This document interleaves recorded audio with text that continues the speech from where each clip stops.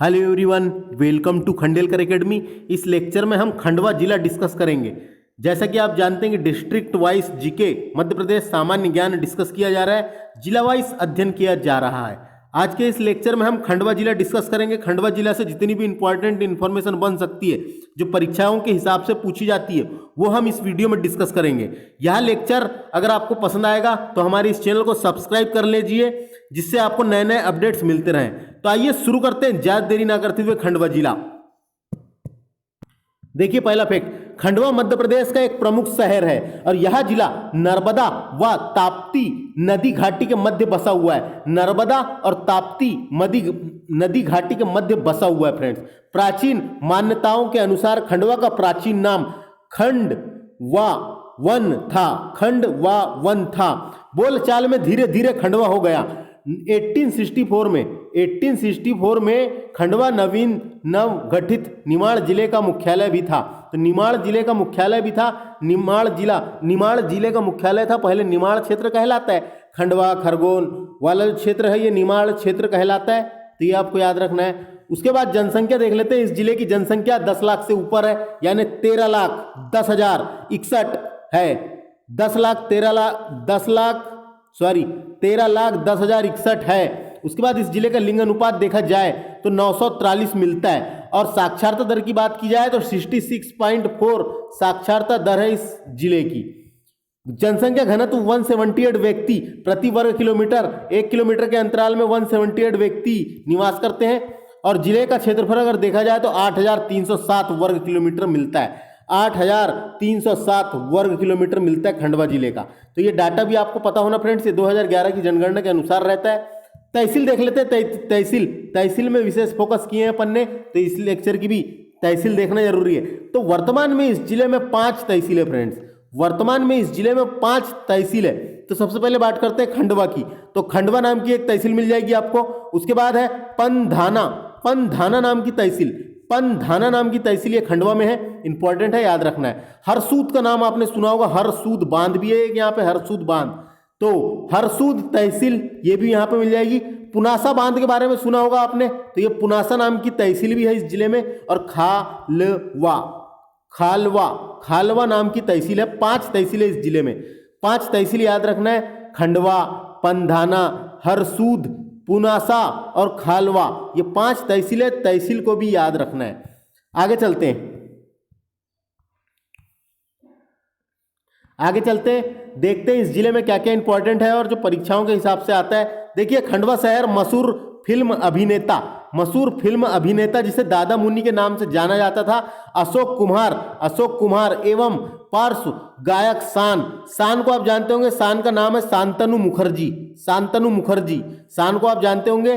और किशोर कुमार गायक किशोर कुमार का जन्म स्थली भी है, याद रखना है।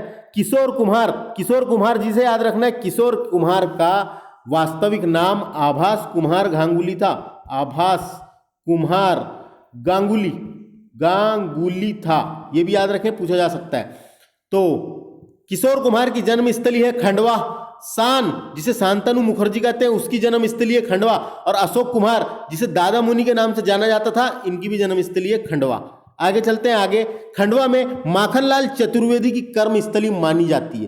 तो माखनलाल चतुर्वेदी जी का जन्म तो हुआ था होशंगाबाद जिले में हुआ था, ये याद रखना है। लेकिन कर्म स्थली कौन सी है? कर्म स्थली है खंडवा।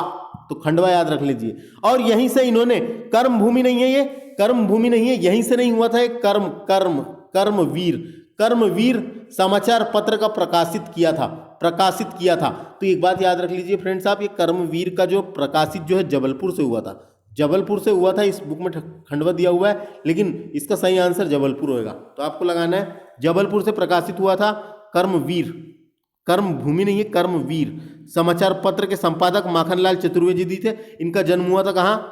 होशंगाबाद में। और इनकी कर्मस्थली खंडवा रही है। आगे चलते हैं। खंडवा जिले को कपास के उत्पादन के कारण सुनहरे जिले का उपनाम दिया गया है। तो खंडवा खरगोन वाला जो एरिया है, खंडवा वाला हो गया और खरगोन वाला एरिया, यहाँ पे काली मिट्टी ज्यादा पाई जाती है, गहरी काली मिट्टी। और गहरी काली मिट्टी जहाँ ज्यादा पाई जाती है वहीं पे कपास होता है फ्रेंड्स। और कपास ज्यादा होता है, इस कारण इन जिलों को सुनहरा जिला भी कहा जाता है। तो ये भी याद रखना है, सुनहरा जिला कहा जाता है।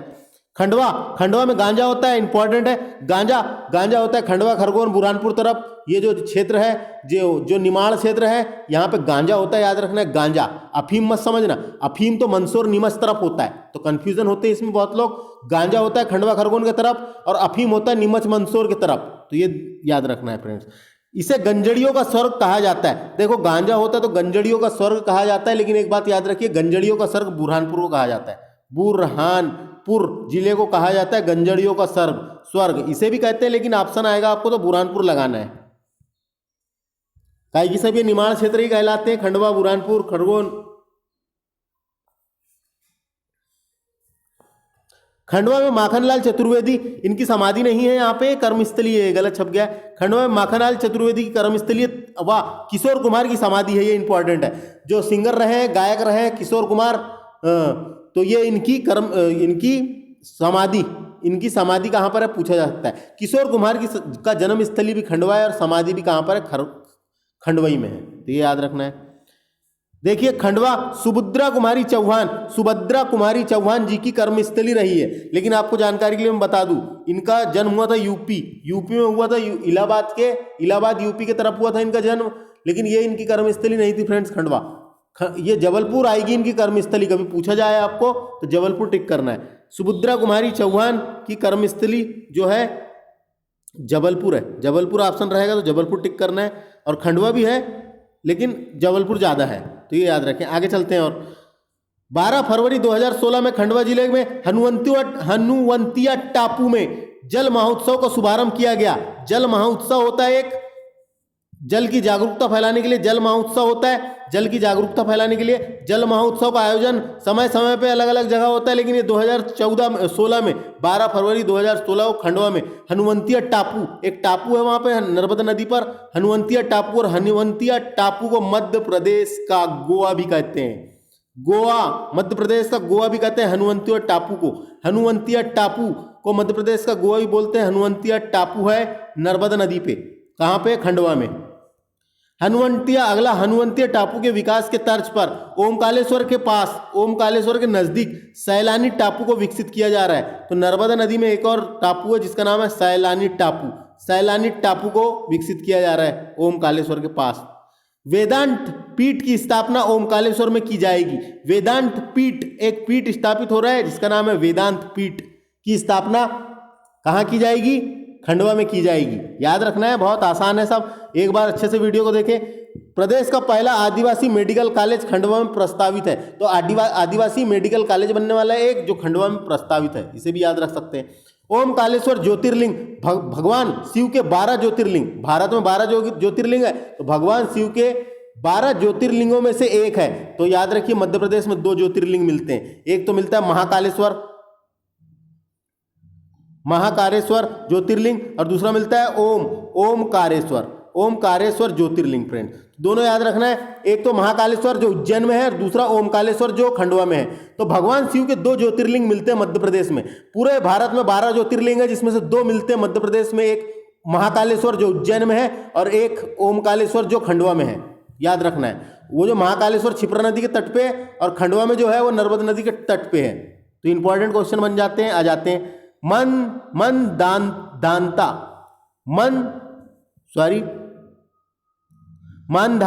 मानधाता खंडवा में ओमकालेश्वर राष्ट्रीय उद्यान प्रस्तावित है।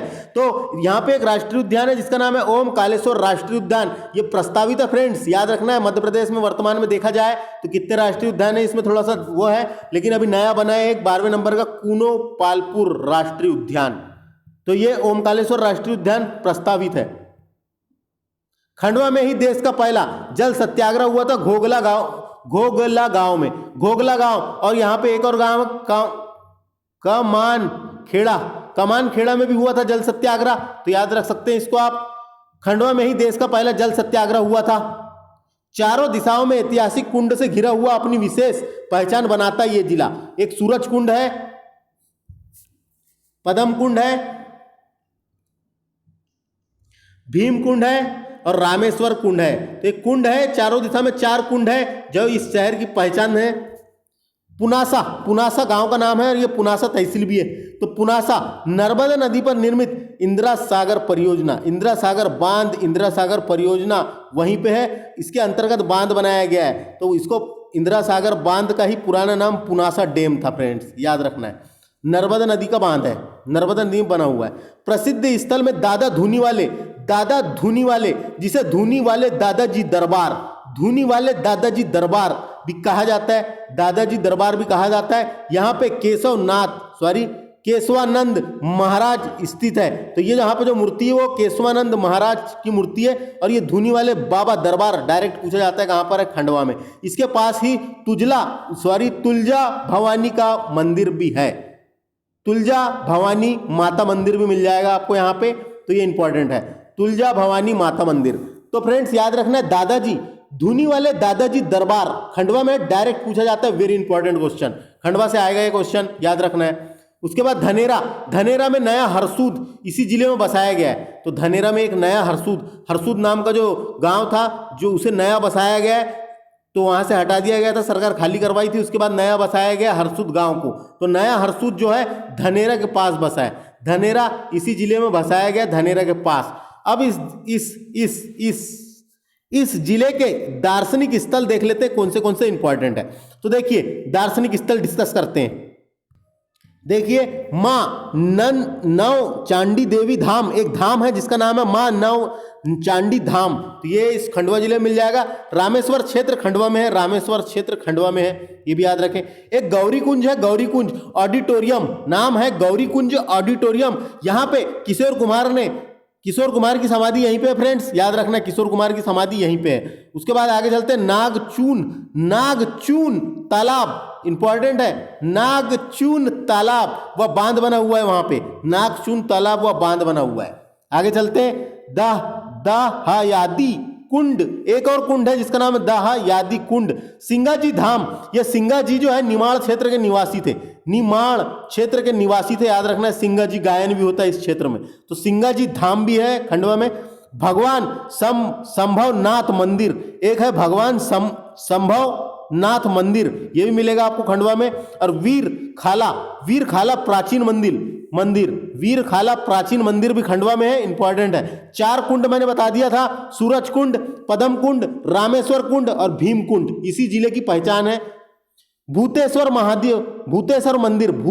मंदिर देवझिरी में स्थित है, भूतेश्वर मंदिर देवझिरी में स्थित है। और सात माणी का मंदिर भी कहाँ पे, सात माणी का मंदिर भी खंडवा में। हनुवंतिया टापू के बारे में बता दिया, नर्मदा नदी का एक टापू है, इसे मध्य प्रदेश का गोवा कहा जाता है। इंदिरा सागर डैम नर्मदा नदी पर बना हुआ है, बहुत बड़ा डैम है, मध्य प्रदेश का सबसे ऊंचा और बड़ा डैम है इंदिरा सागर डैम। ओमकालेश्वर बांध बना हुआ है और ओमकालेश्वर ज्योतिर्लिंग भी है, याद रखना है फ्रेंड्स, कोई दिक्कत नहीं है। तो याद रखना है फ्रेंड्स, ओमकालेश्वर में 2 नदियों का संगम है, एक तो है नर्मदा और दूसरी है कावेरी। तो आप ये 2 नदियों का संगम ओमकालेश्वर में होता है, ये याद रखें। 24 अवतार जैन तीर्थ डायरेक्ट आएगा, 24 अवतार जैन तीर्थ कहां पर है, खंडवा में है। काजल रानी गुफा, एक इंपॉर्टेंट है, कजल रानी बोलेंगे या काजल रानी, कजल रानी या काजल रानी गुफा कहां पे मिलेगी, खंडवा में। उसके बाद आखिरी देखिए, खालवा तहसील में आदिवासी बहुल्य कोरकू जनजाति पाई जाती है। तो कोरकू जनजाति देखो खंडवा में भी पाई जाती है। कोरकू जनजाति बैतूल में सबसे ज्यादा मिलती है, बैतूल हो गया, होशंगाबाद हो गया, खंडवा, इधर साइड पाई जाती है कोरकू जनजाति। तो इंपॉर्टेंट है, याद रखना है। तो ये था हमारा लेक्चर जिसमें हमने खंडवा जिला डिस्कस किए। खंडवा जिला देख लिया अपन ने, निमाड़ क्षेत्र का हिस्सा है, निमाड़ क्षेत्र के अंतर्गत आता है। जो खंडवा, खरगोन, बुरहानपुर और बड़वानी वाला क्षेत्र है, ये सब निमाड़ क्षेत्र कहलाता है फ्रेंड्स, जहाँ गहरी काली मिट्टी मिलती है। तो ये याद रखना है, खंडवा जिला भी इंदौर संभाग के अंतर्गत आता है। तो इस जिले से इतना ही, मिलते हैं अगले लेक्चर में। हमारे इस चैनल को सब्सक्राइब और वीडियो पसंद आएगा तो शेयर करना बिल्कुल ना भूलें। आपके अगर शेयर करने से सब्सक्राइबर बढ़ेंगे फ्रेंड्स, तो शेयर करना बिल्कुल ना भूलें। धन्यवाद।